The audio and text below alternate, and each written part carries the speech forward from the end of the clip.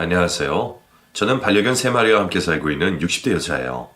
혼자 사는 게 적적해서 강아지 한 마리 키우기 시작했는데 어느새 3마리가 되었고 이 녀석들 덕분에 하루하루 웃으면서 살고 있어요.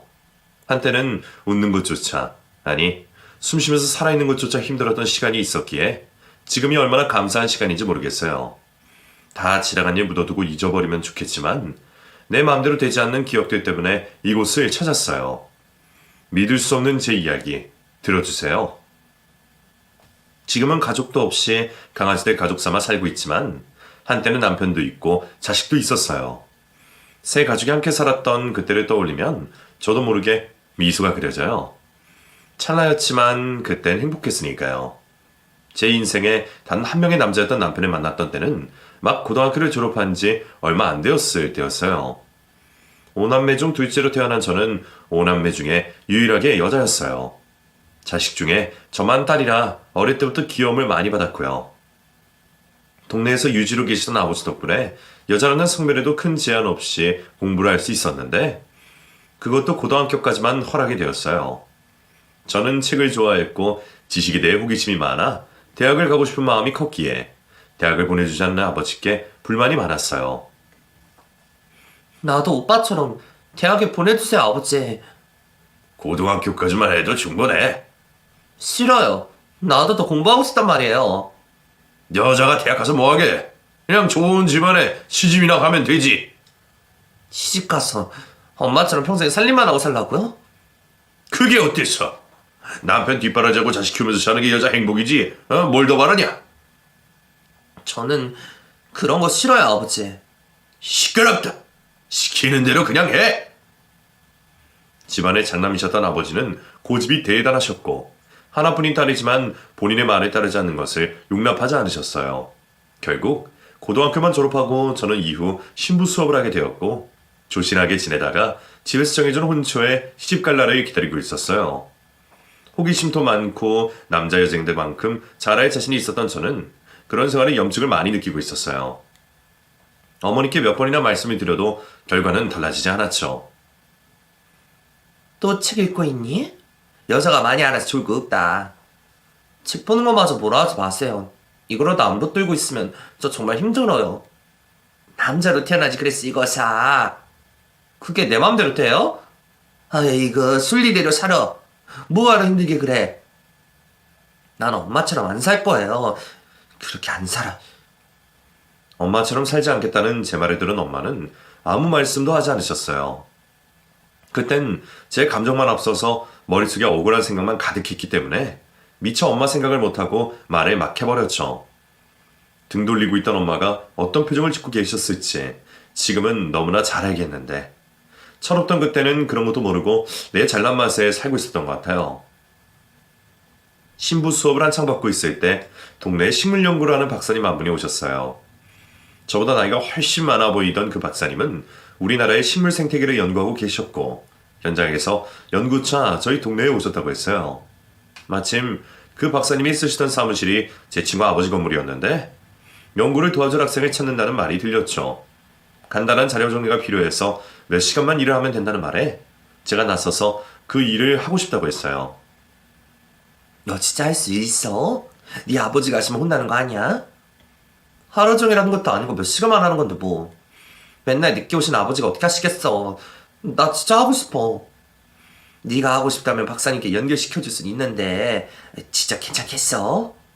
걱정 마. 꼭 하고 말 거니까. 저는 엄마한테 말씀드려서 허락을 받아냈어요. 물론 엄마도 반대하셨죠. 아버지 하시면 난리날 짓을 한다고 야단도 치셨고요.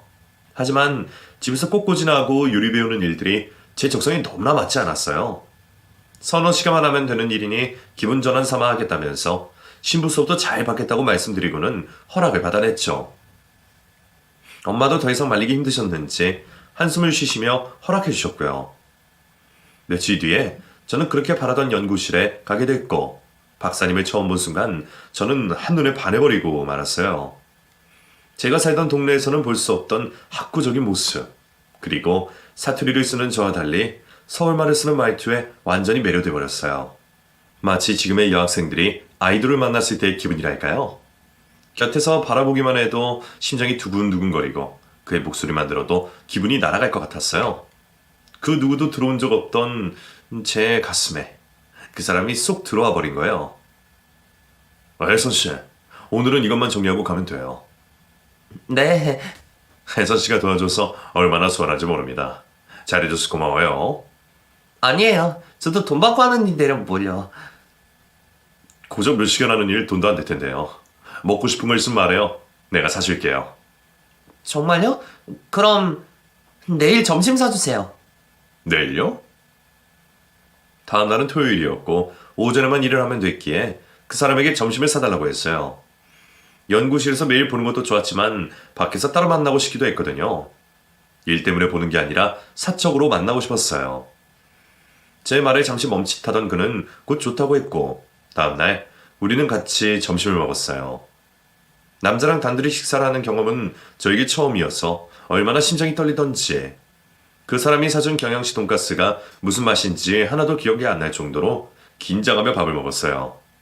친구는 나이도 많은 아저씨가 뭐가 좋으냐고 했지만 제 눈에는 영화에 나오는 근사한 왕자님처럼만 보였어요. 저보다 15살이나 많은 그 사람에게 어느 날 저는 용기 내어 고백을 했어요. 당돌하게 느껴지시죠? 겨우 22살밖에 안 된 여자가 37살 남자한테 그것도 같이 일하는 사이에 사랑 고백을 한다니. 세상 물정 모르고 부모님 그늘 아래서 편하게 자란 저는 당시 모든 일에서 자신만만했어요. 여자라서 당하는 차별이 많았던 그 시대에 저 같은 성향은 당연히 사람들이 좋아하지 않았어요. 조실한 맛이 없다며 동네 남자애들도 저를 보며 수근거렸으니까요. 조용하고 청순가련한 여자들이 인기 많다는 걸 알면서도 저는 그 사람에게 제 마음을 전하고 싶었어요. 여자로도 봐주지 않는다는 걸 알면서도 내 마음을 전하지도 못하고 그냥 헤어지면 안 될 것 같은 생각이에요. 하지만 당연하게도 첫 고백은 실패로 끝났어요. 저를 여자로 보지 않는다는 말을 하면서 나이 차도 많이 나고 충분히 좋은 남자 만날 거라는 말을 하면서요. 그날 집에 와서 얼마나 울었던지. 입을 뒤집어 쓰고 한참이나 울어서 다음날 눈이 퉁퉁 부어 있어서 밖에도 못 나갈 정도였어요. 그렇게 울고 나서 저는 다시 고백을 했어요. 10번 찍어서 안 넘어가는 나무 없다는 말을 되새기며 도전하고 또 도전하고 그랬죠. 박사님, 아직도 저랑 연애할 생각 없으세요? 혜선 씨, 저 끈질겨요. 박사님이 저를 여자로 봐주실 때까지 계속 고백할 거예요. 그렇게 아세요. 이러지 말아요. 나는 어차피 여길 떠날 사람이에요. 그럼 저도 같이 가요. 그럼 되잖아요. 그게 말처럼 쉬운 게 아니에요. 아니요? 저 어차피 여기 계속 있어도 생판 모르는 남자한테 시집가요. 그러느니 차라리 내가 사랑하는 사람이랑 여길 떠나는 게 나아요. 정말 날 사랑해요? 네, 몇 번이나 말씀드렸잖아요. 지성이면 감천이란 말이 있죠. 가슴 아프지만 포기하지 않고 계속 고백을 했더니 결국 그 사람도 저를 봐주기 시작했어요. 그리고 제 바람대로 우리는 연인이 될 수 있었고요. 그 사람과 연애하는 동안 정말 달콤했어요. 저에게 있어서 첫사랑이었고 제가 정말 좋아하는 사람과 함께 시간을 보낸다는 건 너무나 행복한 순간이었죠. 우리는 일이 끝나면 함께 식사도 하고 영화도 보고 드라이브도 하면서 데이트를 즐겼고 그 시간이 영원할 것만 같았지만 곧 헤어질 시간이 다가왔어요. 연구가 끝나서 떠날 시간이 된 거죠. 연인이 된 지 겨우 8개월. 다 알고 시작한 일이었지만 저는 헤어질 수가 없었어요. 그 사람은 나이차가 많이 나서 선뜻 저에게 결혼하자고 하지 못했고요.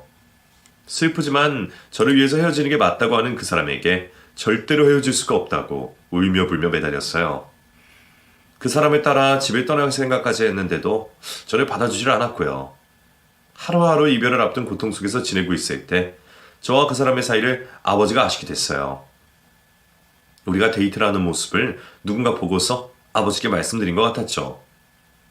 내가 동네 망신 싫어서 얼굴에 들고 다닐 수가 없어. 다 근처 여자가 남자랑 벌건 대낮에 손잡고 돌아다니는 게 말이 돼? 여보, 그렇게 역정 내지 말고 조용히 다 계세요. 내가 지금 화를 안 내게 생겼어? 당신은 도대체 딸 자식 교육을 어떻게 시킨 거야? 시집 가기 전에 조신하게 집에 있으라 했더니 왜 밖으로 돌려?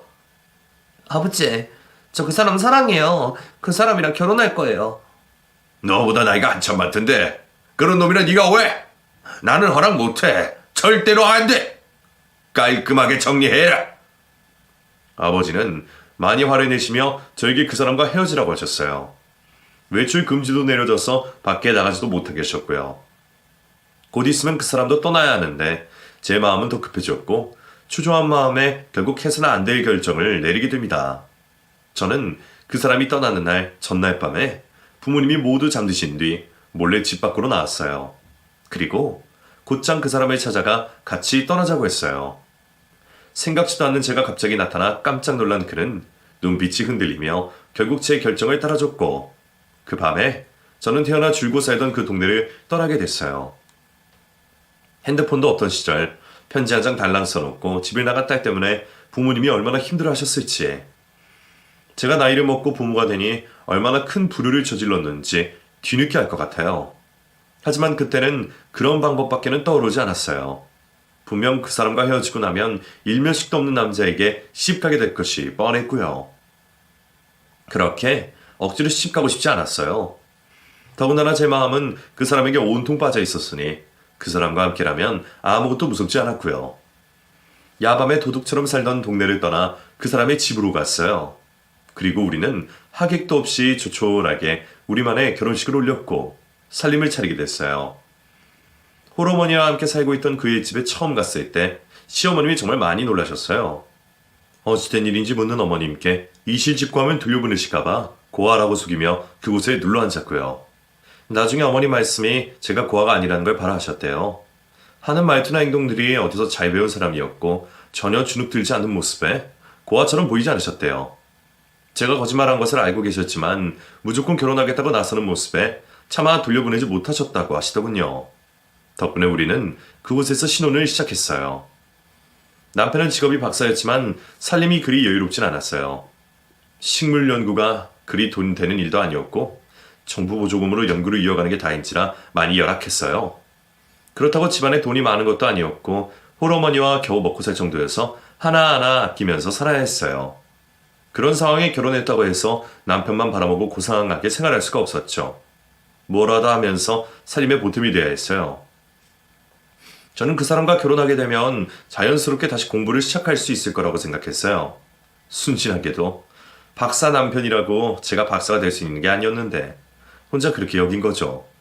근데 막상 결혼을 하고 보니 저희 이상과 현실은 너무나 동떨어져 있었어요. 아이가 생기고 나니 더더욱 책은 멀리하게 되었고요. 이번 달 생활비는 언제 줘요? 아버님 제사 있어서 장 봐야 하는데. 아, 벌써 그렇게 됐어? 생활비 좀 더 챙겨줘요. 제사랑 어머니 생신도 있어서 돈이 더 필요해요. 알았어. 연금이 들어온 대로 바로 줄게. 다음 달에는 우리 우영이 돌인 거 알죠? 그럼 알지. 돌상이라도 차려줘야 할 텐데. 너무 걱정하지 마. 연구비만 들어오면 한시름 놓을 수 있어. 네? 늘 생활비가 빠듯했어요. 아이를 낳기 전에는 제가 틈틈이 일해서 돈을 보태곤 했는데 갓난쟁이를 두고 일을 할 수가 없어서 오로지 남편이 벌어다 주는 돈에 의지해서 살아야 했거든요. 어머님도 몸이 편찮으셔서 늘 누워 지내시니 아이를 맡길 수가 없었고요. 아들도 점점 자라는데 옷도 제대로 사줄 수 없었고 저 또한 새 옷을 사 입은 지 까마득할 정도로 생활에 여유가 없었어요. 남편에게는 미안한 말이지만 박사라는 직업이 허울만 좋고 실속이 하나도 없었어요. 내가 꿈꿨던 결혼 생활과 너무나 다른 현실에 정말 많이 속상했어요. 부모 형제까지 버리고 사람 하나 믿고 타지에 왔는데 예상치도 못한 생활고에 많이 힘들었고요. 그렇다고 누구에게 한탄할 수도 없으니 참고 살 수밖에요. 그래도 그 와중에 희망은 있었어요. 남편이 늘 조금만 기다리라며 논문만 인정을 받으면 출세할 수 있다면서 힘들어도 참아달라고 했어요. 자기 하나 믿고 타지에 따라온 제가 왜 눈에 안 밟히겠어요?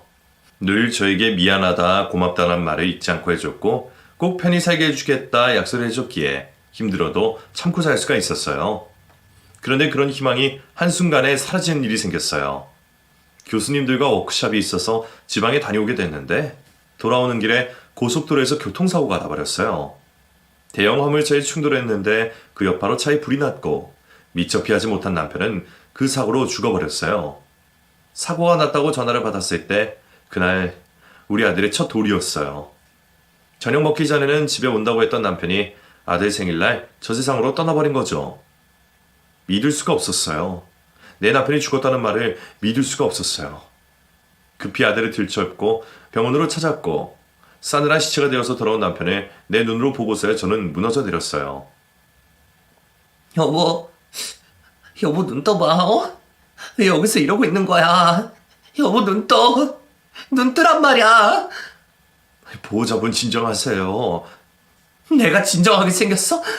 당신 의사지. 내 남편 살려내. 살려내. 살려내란 말이야. 아무리 소리를 질러도 울어도 남편은 눈을 뜨지 않았어요. 같이 아들 생일을 축하해 주자고 아들 생일이라 소고기 사라고 돈도 많이 주고 갔는데 결국에 같이 미역국도 못 먹고 떠나버린 무정한 사람. 먼저 가버리면 나랑 아들은 어떻게 살라고. 저는 죽은 남편을 바라보며 살아갈 희망을 모두 잃고 말았어요. 시어머님도 아들이 죽었다는 소식에 혼절하셨어요.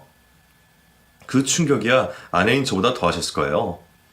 장례를 치른 이후에도 제대로 식사도 못 하셨으니까요. 그렇게 어머님도 저도 제정신이 아닌 상태로 한동안 지내야 했어요. 그런데 그게 끝이 아니었어요. 남편과 아들을 잃은 저희를 더 힘들게 한 게 있었는데 바로 돈이었죠. 그게 말이 돼요? 멀쩡한 사람 저 세상 보내놓고 보상금이 제대로 없다뇨. 그게 운전자가 보험을 들지 않아서. 그렇다고 보상금에서 지혜되는 게 정상이에요? 사람 개 죽고 만들어도 유분수지. 어쩔 수가 없습니다. 죄송합니다. 이럴 순 없어요. 우리 식구도 어떻게 살라고. 이럴 순 없어요. 안 돼요. 안 된다고요. 남편이 죽고 바로 수입도 끊어졌는데 보상금도 제대로 줄 수 없다고 했어요. 남편이 타고 있던 차에 동승자에 대한 보험이 제대로 되어 있지 않았기 때문에요. 법과 보험에 관련해선 무제한이었던 저는 방법이 없다고 하는 그들에게 맞설 수가 없었고 결국 사람은 죽었는데 보상금 하나 제대로 받지 못하고 사건이 종결돼 버렸어요. 대학에서 계약직으로 연구를 하던 내 남편은 그렇게 저희에게 남긴 것도 없이 떠나버렸고 그 이후 경제적인 부분을 담당해야 했던 생활비를 감당할 수 없어서 힘든 시간을 보내야 했어요. 그러던 중 식사도 제대로 못하고 누워 계시던 어머님이 그만 돌아가시게 됐고요. 아들을 먼저 보낸 충격에 결국 생을 달리하시게 되었어요.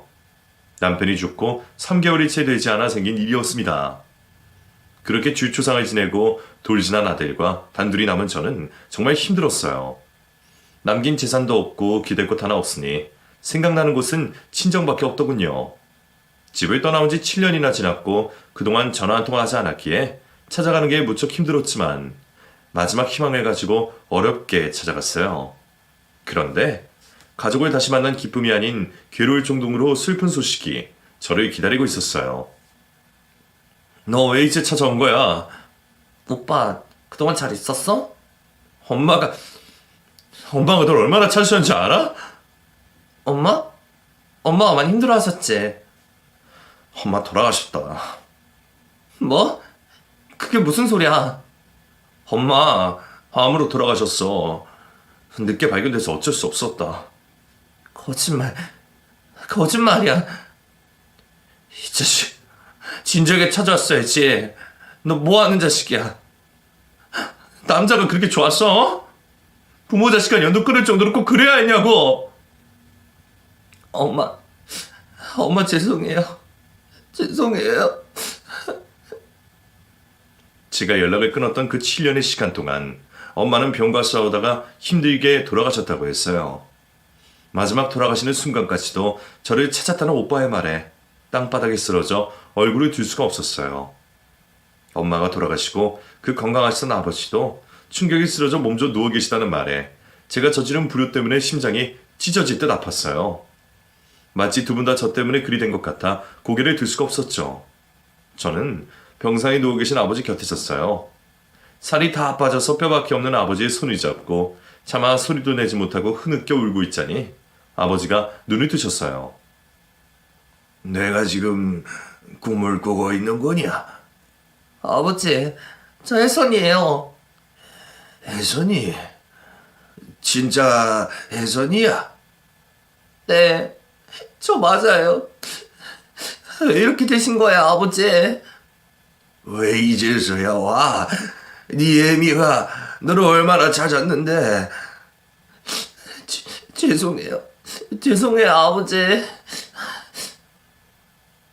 누워 계시던 아버지는 몸을 일으켜 저를 안아주셨어요.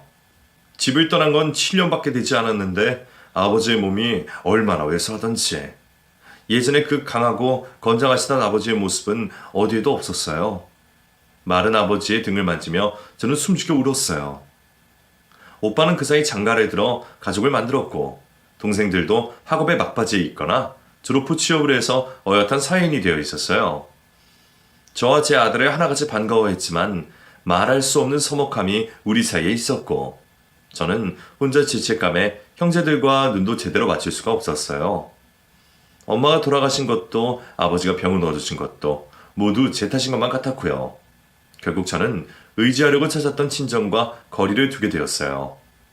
안 그래도 엄마가 돌아가시고 슬픈 오빠와 동생들에게 제 상황을 알릴 수가 없었죠. 염치 없는 짓은 그만해야 했어요. 그 후 아들만 보고 살았어요. 나에게 남은 건 이 아들이 전부였고 내가 살아갈 이유가 되었죠.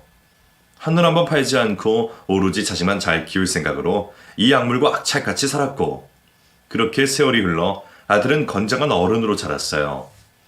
아들은 아빠를 닮았는지 머리가 참 비상했는데 공부를 곧 잘해서 학교에서 늘 상을 타오곤 했어요. 하지만 친구들과는 교우 관계가 원만하지 않았죠. 주로 친구들에게 외면을 당하며 학교에선 외톨이로 지냈던 것 같아요. 그런 문제 때문에 학교에도 불려가서 담임 선생님과 면담도 하고 그랬는데 자식 문제는 참 내 맘대로 되지 않더군요. 아빠 없는 아이라고 혹시 놀림받을까봐 조심하고 또 조심했는데도 학교를 다 마칠 때까지 단짝 하나 만들지 못했어요. 엄마 된 사람으로 그게 참 마음이 아팠어요. 벌써 네가 대학교를 졸업한다니. 그동안 공부한다고 애썼다. 아니에요, 엄마. 공부는 남들도 다 한대요, 뭐. 그래도 없는 집에 태어나서 아둥바둥 했는다고 네가 고생했지. 친구도 제대로 못 사귀고 힘들었지? 친구가 뭐 필요하다고요. 나 공부하는데 전혀 도움 안 되는데. 나는 오히려 혼자 다니는 게 더 편해요. 그랬니? 네? 이제 취업됐으니까 앞으로 돈 걱정 없이 살게 해드릴게요, 엄마. 돈 벌어서 너 장가 가고 해야지. 엄마는 알아서 할게. 내 신경 안 써도 돼? 혼자 힘들었을 텐데도 괜찮았다고 말하는 아들이었어요. 성적이 좋아 대기업 연구원으로 취직을 했는데 저에게 돈 걱정 안 시키겠다고 하는 아들이 얼마나 듬직하던지요.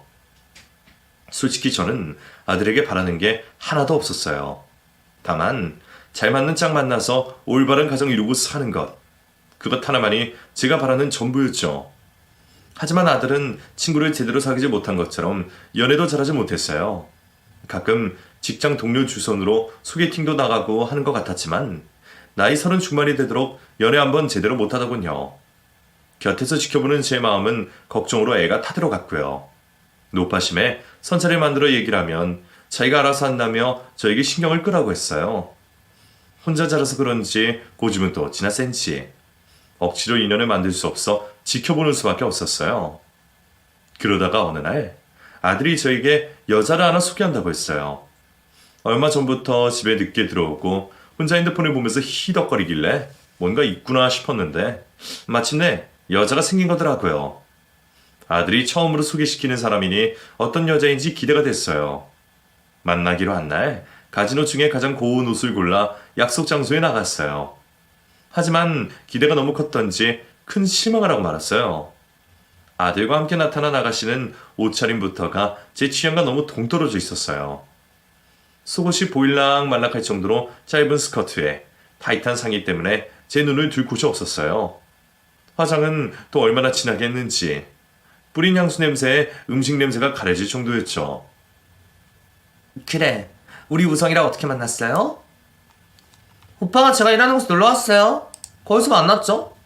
아, 아가씨도 그럼 연구원이에요? 아니요? 저 술집에서 일하는데요? 뭐라고요? 왜요? 술집에서 안 좋으세요? 이 봐요. 엄마 왜 그러세요? 그런 질문 하시면 우리 세이가 안 좋아해요. 우소가. 오빠, 어머니한테 내가 무슨 일 하는지 말 안 했어? 엄마랑 다 얘기 된 거야. 세이야, 신경 쓰지 마. 당당하게 술집에서 일한다는 여자의 말을 들으며 제가 얼마나 놀랬겠어요. 나한테 인사까지 할 정도면 둘이 결혼까지 생각한 모양인데 내 며느리가 술집 아가씨라뇨. 너무 기가 차서 그날 먹은 음식이 꽉 막힌 것 같이 가슴이 답답해졌어요. 아들이란 놈은 뭐가 좋은지 옆에 찰싹 붙어선 지 엄마는 눈에 안 들어오는 것 같았어요. 이런 아들이 아닌데 제가 알던 아들의 모습이 아니라서 얼마나 속이 상하던지 저는 결국 더 이상 앉아있을 수 없어 자리를 떴지만 그날부터 저는 밤에 잠이 오지 않았습니다. 보석아, 너 그 아가씨랑 결혼할 거니? 너 절대로 안 된다. 그냥 연애만 해. 엄마, 제 일은 제가 알아서 해요. 그래, 남녀 사이 연애는 할 수 있지. 하지만 결혼은 안 된다. 나는 그런 여자 며느리로 받아들일 수 없어. 엄마, 왜 말씀을 그렇게 하세요? 우리 세희가 어때서요? 세희가 술집에서 이래서 싫으신 거예요? 진짜 그래서 이러시다면 저 엄마한테 실망스럽습니다. 엄마 이런 분 아니잖아요. 이건 그런 문제가 아니야. 뭐가 아니에요. 세희가 어떤 사람일지도 모르시면서 색안경 끼고 이러시는 거잖아요. 제가 색안경 끼고 무조건 싫다 한다며 저에게 실망스럽다는 아들의 말을 들으니 기가 찼어요. 세상 어느 부모가 술집 여자랑 결혼하는 걸 좋아하겠어요. 뱃속에서부터 좋은 것, 이쁜 것만 보며 키워낸 자식이에요. 과일을 먹어도 좋은 건 아들 주고 나는 험한 거 먹으면서 항상 내 아들에게는 세상에서 좋은 것만 주고 싶은 게 어미 마음인데 어느 누가 그런 결혼을 반기겠냐는 말이에요. 그런 제 속은 알지도 못하고 아들은 저더러 실망스럽다는 말만 해대더군요. 억장이 무너져도 그렇게 무너질 수가 없었어요. 제발 결혼만은 하지 않길 바랬는데 아들은 제 말을 듣지 않고 결국 결혼을 하겠다고 했어요. 아예 결혼 통보를 하면서 반대해도 하겠다며 못을 박았고요. 나이는 먹을 대로 먹은 아들의 고집을 꺾을 수 없었고 결국 둘의 결혼식을 허락할 수밖에 없었습니다. 그리고 얼마 뒤 아들과 그 술집 여자는 결혼식을 올렸고요. 멋지게 예복을 입은 아들을 보는데 먼저 죽은 남편 생각이 참 많이 났어요. 집을 뛰쳐나와 둘이서 결혼식을 올렸을 때 그때 모습과 참 많이 닮아 있었어요. 그땐 이렇게 나 혼자 살게 될 줄은 꿈에도 모르고 남편과 행복한 미래를 꿈꿨었는데 먼저 죽은 남편이 가엾기도 하고 내 인생이 기구하기도 하고 참 복잡한 기분이 들더군요. 다시 생각해보니 아들의 고집이 저를 닮은 것 같았어요. 내 부모가 내 고집을 꺾지 못하신 것처럼 저 또한 내 아들의 고집을 꺾지 못했으니까요. 모전자전이라고 고집스럽다고 탓을 할 게 아니더군요. 다 부모한테 물려받은 것을 이왕 결혼을 했으니 행복하게 잘 살길 바라는 수밖에요. 어머님, 자꾸 잔소리 하실 거면 저희 집에 오지 마세요. 너 지금 뭐라고 했니? 우리가 뭘 해먹다 알아서 해요. 왜 자꾸 오셔서 잔소리 하시는 거예요? 나더러 돈을 달라고 했니? 우석이가 벌어오는 돈 조금이라도 적금 나란 말이 그렇게도 듣기 싫으니? 우석씨 돈 많이 버는 거 아니거든요? 우리 두 생활비 쓰기도 빠듯해요. 남는 돈도 없는데 무슨 적금이에요. 왜 돈이 적어? 네가 나가서 벌어봐. 그 돈 벌 수 있을 것 같니? 왜 못 벌어요? 저 일할 때 우석씨보다 돈 더 잘 벌었거든요? 너 말을 그렇게밖에 못해? 결혼 후 분가를 해서 따로 살림을 차려줬어요. 괜히 시어머니라고 자주 들리면 싫어할 것 같아 한 달에 2번 정도 찾아가 반찬도 갖다주고 제철 과일도 챙겨주고요. 제 딴에는 서툰 살림 실력에 보탬이 되라고 그리한 건데 적금 넣으라는 소리에 그런 모진 소리를 할 줄은 꿈에도 몰랐어요. 아들에게 술집에서 제법 돈벌이가 좋았다는 얘긴 들었어요. 하지만 이제는 결혼도 했고 아들 혼자 벌어 살림하니 아껴서 쓰는 게 맞는 거죠. 아이 없을 때 돈 모아둬야 나중에라도 쓸 수 있을 테니 그리 말한 건데 며느리가 그렇게 발끈할 줄은 꿈에도 몰랐어요. 화가 나서 한마디 했지만 지지 않으려는 걸 보고는 그냥 집에 돌아왔어요. 아들에게 알리려다가 괜히 부부싸움 될까 참고 있는데 아들에게 전화 오더군요. 엄마, 수희한테 뭐라고 하신 거예요? 왜? 걔가 뭐라 하든. 엄마 때문에 스트레스 받아서 안 되겠다면서 다시 일하러 나간대요. 뭐? 일하러 나간다고? 술집에 다시 나간다는 거냐? 몰라요. 아이씨. 엄마 이제 우리 집에 오지 마요. 너 지금 나더러 너네 집에 오지 말라는 거니? 엄마 나 알잖아요. 나 사람 잘 못 사귀는 거. 세이라서 결혼까지 했고. 나한테 진짜 고마운 여자예요. 그러니까 엄마가 좀 봐줘요. 너 대체 왜 이러니? 여자 하나 때문에 이 엄마 가슴에 대못을 박는 거냐? 내가 너 이렇게 키웠어? 엄마도 다 이혼하는 거 싫은 거 아니에요. 당분간 제가 연락할 때까지 찾아오지 마세요. 아들과 전화를 끊고 한참 동안 신장을 부여잡고 숨을 골라야 했어요. 아들이 저한테 이렇게 나올 줄은 꿈에도 몰랐어요. 어떻게 나더러 자기 집에 오지 말라고 하는 건지. 아무리 여자가 좋다 해도 부모인 저에게 이럴 수는 없었어요. 그리고 며느리라는 여자는 어떻게 다시 술집에 일하러 나가겠다고 하는 건지. 우리 집안을 대체 어떻게 보고 이러는지 다시 생각해도 이해가 되지 않았어요. 아들의 전화를 받고 한동안 잠도 제대로 못 자고 먹지도 못했어요. 억울하고 원통해서 일상생활이 되지 않았죠. 그 일이 있고 아들 집에 왕래하지 않았어요. 아들이 온다 하면 만나고 그렇지 않으면 일절 발길을 끊어버렸죠. 맘 같아선 오지 말라고 하고 싶었지만 모질게 그러지는 못하고 그렇게라도 얼굴을 봤어요. 제가 언짢아 한다고 눈 하나 깜짝할 며느리가 아니었지만 내가 어떻게 해야 할지 도통 모르겠더군요. 그렇게 애매하게 지낸 지 3년이 훌쩍 지났어요. 하루하루는 속이 상해서 힘들었지만 시간은 생각보다 빨리 흐르더군요. 아들은 여전히 며느리에게 꽉 잡혀 살았고 임신은 생각도 없이 흥청망청 쓰면서 살았어요. 주말마다 여행을 다녔고 계절마다 해외여행을 다녀왔어요. 제 생일이라고 찾아와선 케이크 하나 내놓는 게 다였고요. 볼 때마다 명품 가방이 바뀌었지만 CM이가 되어서 뭐라 하지도 못했어요. 취직하고 돈 걱정 없이 살게 해주겠다던 아들은 지 마누라 침 아프게 쌓여서 애미는 나 몰라라 하고 있었고요. 저도 어느 정도 포기하고 살았어요. 결혼까지 했으니 알아서 살겠지 싶어 제 노후나 걱정하며 지내는데 남편 제사가 있어 오랜만에 집에 다 모였어요. 니들 아이는 안 가질 생각이니? 엄마! 왜 이런 말도 못해? 또 나 때문에 술집에 일하러 갈 거니? 엄마 왜 그래요? 아니에요 어머니. 어머님이 그런 말씀 하실 법도 해요. 웬일이니 니가? 저도 임신하고 싶은데 우리 집이 좁잖아요. 아이 낳으면 물건도 많아질 텐데 적어도 40평 이상은 되어야 육아도 하죠? 뭐? 네가 배가 불렀구나. 그러지 마시고 우리 합가해요 어머님. 뭐? 합가? 웬일인지 며느리는 저더러 합가를 하자고 했어요. 그 입에서 나올 거라 전혀 예상하지 못한 말이었죠. 며느리는 그동안 맘 상하게 해서 죄송하다는 말과 함께 합가해서 늦었지만 살림을 배우겠다고 했어요. 그동안 많이 서운하셨죠? 저 이제 임신도 하고 어머님께 살림도 배울게요.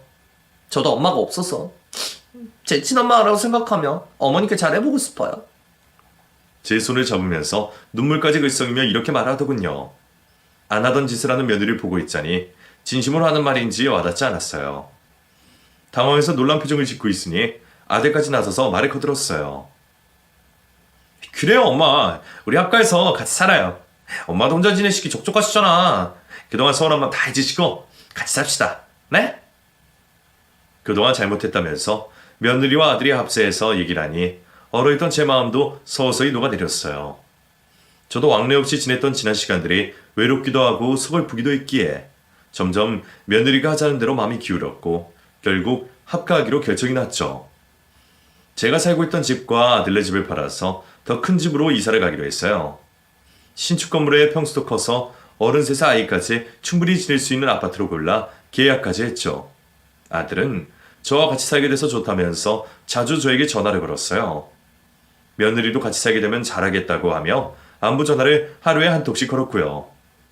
정말 마음에 안 들던 며느리였지만 그렇게 자주 통화를 하니 조금씩 가까워지는 것도 같았어요.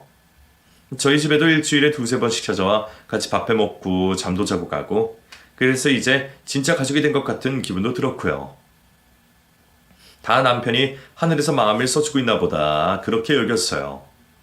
제가 살던 아파트는 구축이라 그런지 빨리 팔리지 않아 아들네가 먼저 이사갈 아파트에 들어가 살고 저는 뒤에 들어가기로 했어요. 겨우겨우 가격을 맞춰 집을 팔고 저한테 있는 돈까지 합해서 3억을 며느리 통장으로 보냈죠. 얘야, 방금 돈 송금했으니까 한번 확인해봐라. 네, 어머님. 여기 마무리하고 곧 가마. 알겠어요? 그래. 아파트 대출을 한 게 있어서 며느리에게 주며 대출을 갚으라고 한 뒤 살던 동네를 한 바퀴 돌았어요. 아들이 중학생일 때 구한 집이었는데 진짜 있는 돈 없는 돈 다 끌어다가 겨우 살 수 있었죠. 그때는 그래도 집값이 많이 오르지 않아 저 혼자 벌어 살 수 있었는데 그동안 가격이 올라서 그래도 3억이란 돈을 마련할 수가 있었어요. 오랫동안 터잡고 살았던 동네라 아쉬움이 컸어요. 눈물이 날 것 같기도 했고요. 더 좋은 곳에서 새로운 인연이 생길 것이라 여기며 마음을 갈무리한 뒤 며느리가 있는 아파트로 갔습니다. 비밀번호를 몰라 1층 현관에서 벨을 누르는데 아무리 기다려도 문이 열리지 않았어요. 아들이 적어준 종이를 다시 확인하고 호수를 눌렀지만 연결음만 들릴 뿐 며느리의 목소리는 들리지 않았죠. 이상한 생각에 전화를 걸었어요. 세아가, 나 1층에 도착했다. 문 열어다오. 어머님, 그 집 아니에요. 뭐? 우석이가 적어준 대로 왔는데? 어머님 찾아오실까봐 다른 아파트 알려드린 거예요? 뭐라고? 며느리는 살살 웃는 목소리로 말도 안 되는 소리를 짓거리더군요. 너 대체 이게 무슨 짓이야? 진짜 합할 생각이셨어요? 왜요? 아들 이혼남 만드시게? 이게... 저 어머님이랑 같이 못 살아요. 그리고 좋은 데서도 못 살겠더라고요. 덕분에 저한테 어울리는 집으로 이사와서 감사하게 생각해요. 어머님 능력 좋으신데 알아서 사시고 나중에 또 기회되면 배워요. 너 나한테 이렇게 하고도 무사하리라 생각하니? 내 아들이 너 가만히 둘 것 같아? 어머님, 우석씨 더 이상 어머님 아들 아니에요. 제 남편이죠. 다 큰 자식 왜 끼고 살려고 하세요? 알아서 잘 살아요. 그러니까 걱정 그만하세요. 그럼 전화 끊겠습니다. 야! 뚜. 기가 차게도 정신 나간 그 여자는 전화를 끊어버렸어요. 제 옆을 뒤집어 놓은 말만 잔뜩 한 채로요. 저는 당장 아들에게 전화를 걸었어요. 말도 안 되는 이 상황을 아들이 한다면 절대로 가만히 있지 않을 거라고 생각했죠. 우석아, 새아기가 나한테 거짓 주소를 알려줬어. 난 이미 돈을 다 보냈는데 이게 대체 무슨 일이니? 엄마, 죄송해요. 뭐라고? 우석아, 나는 엄마랑 같이 살고 싶은데 세이는 불편한가 봐요. 그래서 엄마, 죄송해요. 전화 끊을게요. 우석아, 아들은 저에게 죄송하다는 말만 하고 전화를 끊어버렸어요. 다시 급히 걸어봤지만 전화기는 꺼져 있었고요. 아들이 나를 버리다니 어떻게 이런 일이. 믿을 수 없는 상황에 풀썩 그 자리에 주저앉고 말았어요. 며느리와 아들이 짜고서 저를 이렇게 속일 줄은 꿈에도 몰랐어요. 며느리는 둘째치고 아들이 나를 속이고 버리다니. 옛날 고려장과 다를 바가 없다는 생각에 억장이 무너졌어요. 그 자리에 주저앉아 주체할 수 없는 분노에 울음을 터뜨렸어요. 지나다니는 사람들이 저를 추스려 보려 했지만 억울해서 터진 눈물은 도무지 멈추지가 않았어요. 생판 처음 보는 남들도 나를 챙기는데 내 배 아파서 낳은 아들은 한겨울에 저를 내다버리다니. 너무나 안쓰러워 숨도 제대로 쉴 수가 없었어요. 한참을 울고 있다가 겨우 울음을 그쳐 멍하니 앉아 있었어요. 앞으로 어떻게 살아가야 할지 모르겠더군요. 60이 넘은 나이에 식당에서 일하며 돈을 벌고는 있지만 언제까지 일을 할 수 있을지도 모르고 추운 겨울 내 몸 하나 누일 곳이 없으니 당장 그날 밤도 문제였어요. 찬바람이 쌩쌩 불고 체온이 떨어져 몸이 덜덜 떨렸어요. 어디든 따뜻한 곳에 들어가야겠다 싶어 일어났는데 지갑에 돈이 없었죠. 통장에 남은 잔고는 겨우 50만 원. 그 돈으로 얼마나 버틸 수 있을지. 착잡한 기분으로 은행으로 가 돈을 찾았어요. 10만 원을 찾아야 할지 50만 원 전부를 찾아야 할지 고민하며 잔액을 확인하는데 문득 예상하지 못한 금액이 찍힌 게 눈에 들어왔죠. 잔액란에 찍힌 숫자를 하나하나 확인하고 화나서 다리에 힘이 쭉 풀려버렸어요. 잠시 잊고 있었던 돈이 그날 들어왔더군요. 통장에 찍힌 잔액은 100억하고 50만 원. 50만 원은 원래 있던 돈이었고 그날 새로 입금된 돈이 100억이었어요. 그 돈은 친정아버지가 돌아가시고 형제들끼리 유산을 나눴는데 제 몫으로 받은 산이 하나 있었어요. 저는 관리를 잘 못해서 오빠한테 맡겼었는데 그곳이 골프장으로 개발이 되면서 팔린다고 하더군요. 친정 식구들한테 미안한 마음에 알아서 해달라고 하고는 잊고 있었는데 그 산을 매매한 돈을 오빠가 저에게 그대로 보내준 거였어요. 내가 낳은 자식은 나를 버렸는데 돌아가신 아버지와 오빠는 연락도 잘 하지 않는 저를 끝까지 챙기고 있었어요. 잔액이 찍힌 통장을 들여다보며 저는 또 한 번 울컥 눈물을 흘렸습니다. 이제 세상에 혼자라고 생각했는데 자식마저 나를 버리고 더 이상 기댈 곳이 없다고 여겼는데 그게 아니었어요. 제가 기댈 곳이 또 있었던 거예요. 내 핏줄이 나를 챙기고 있었어요. 이후 저는 앞으로 어떻게 살 것인가 고민을 많이 했어요. 며느리의 말대로 아들은 더 이상 내 아들이 아니라는 것, 내 노후는 내가 알아서 해야 한다는 것, 키워주고 먹여준 것만으로 아들에게 해줄 건 다 해줬다는 것, 이렇게 생각을 정리했어요. 그래서 산에 판 그 돈으로 아파트를 하나 샀어요. 60평 아파트였는데 돈 아끼지 않고 삐까뻔쩍하게 꾸민 뒤 아들 내일을 초대했어요. 전화는 받지 않길래 문자를 보냈는데 집 주소를 보고는 연락이 왔더라고요. 어디냐고 꼬치꼬치 캐묻길래 얼굴 보고 얘기하자고 했어요. 그랬더니 선물까지 사서 왔더군요. 어머님, 여기 누군 집이에요? 오랜만이구나. 아, 네. 잘 지내셨어요? 여기가 내 집이야. 네? 내 집이라고. 엄마 뭐야? 로또 당첨됐어? 로또가 뭐야? 그거보다 더 좋은 게 있는데? 저는 유산으로 받은 산을 처분했다는 얘기를 해줬어요. 그랬더니 둘 다 눈이 동그래져서 눈알이 튀어나올 것 같더군요. 엄마, 왜 나한테 그런 얘기 안 했어? 내가 왜 해야 하는데? 왜냐니? 당연히 나도 관계자니까. 너 나랑 더 이상 관계 없어. 헤헤, 어머니 왜 그러세요? 저희가 장난 좀 쳤다고 그러세요? 장난이라니. 그러잖아 한겨울에 저를 쫓아낸 게 장난이라고 하더군요. 어찌나 어이가 없던지. 그날 그 차가운 맨바닥에 앉아 울었던 기억이 떠올라 기분이 안 좋아졌어요. 그래서 그 여자 얼굴을 가차없이 때려버렸죠. 찰싹. 엄마! 어머님, 뭐 하는 짓이에요? 너야말로 뭐 하는 짓이냐? 장난? 그게 장난이었다고? 어디서 배워먹지도 못한 것이 우리 집안에 들어와서 나를 물먹여? 아니, 그게... 엄마, 그렇다고 사람을 때리면 닥쳐. 더 이상 나는 너 아들로 생각 안 한다. 네가 니처럼 작다하고 날 노숙자 만들었던 것만 생각하면 치가 떨린다. 치가 떨려. 널 내가 어떻게 키웠는데. 이번에는 내가 널 버릴 거다. 내가 너랑 연 끊을 거라고. 아니, 엄마라는 사람이 무슨 그런 말을 해요. 난 할 만큼 했어. 그동안 너 먹여주고 키워주고 3억도 줬잖아. 그 정도면 훌륭한 부모지 안 그러니? 지금 있는 재산은 나 죽을 때 너 땡전 한 푼도 안 줘. 모두 사회에 기부할 거야. 네 몫은 없으니까 그리 알아. 엄마 그러지 마세요. 아들 안 주고 누굴 준다는 거야.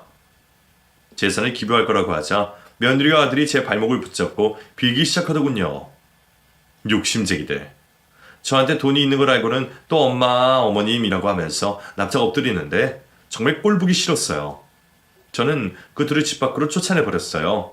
다신 보지 말자고. 제발 그렇게 하자고 했어요. 그리고는 연락처도 바꿔버렸죠. 그 후 친정으로 가서 친정 식구들에게 다시 사과를 했어요. 지난날 저 때문에 힘들었을 가족들에게 너무 미안했거든요. 그리고 부모님 제사를 제가 지내기로 했죠. 평생 죽을 때까지 용서를 비는 마음으로 그렇게 제사를 모시려고 해요. 요즘 너무 마음이 편해요. 강아지 3마리는 저를 배신할 일도 없고 오로지 제 사랑만을 바라며 든든하게 제 곁을 지켜주고 있고요. 체력이 많이 떨어져서 그게 좀 걱정이지만 세상 순리를 사람이 거스를 수 있나요? 이렇게 천천히 늙어가면서 제 마지막을 맞이하겠죠. 제 이야기는 여기까지예요. 오늘따라 어머니와 아버지가 참 많이 보고 싶네요. 꿈속에서라도 뵙고 싶은 내 부모님. 부디 저 세상에서 행복하게 지내시길 빌고 있어요. 긴 이야기 들어주셔서 고맙습니다. 건강하고 새해 복 많이 받으세요.